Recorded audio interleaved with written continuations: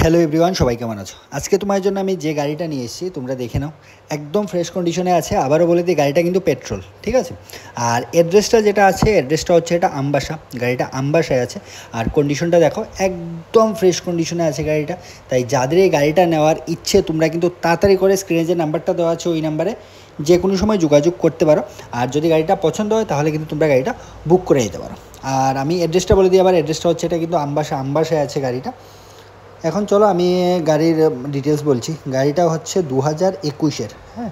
আর পেট্রোলে আছে, ঠিক আছে? গাড়িটা কিন্তু সিএনজি না, গাড়িটা কিন্তু পেট্রোল।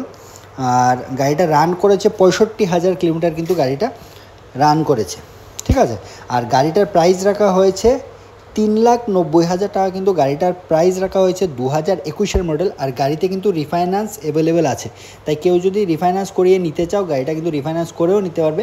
গাড়ির ভেতরটাও দেখো, একদম কিন্তু ফ্রেশ কন্ডিশনে আছে গাড়িটা।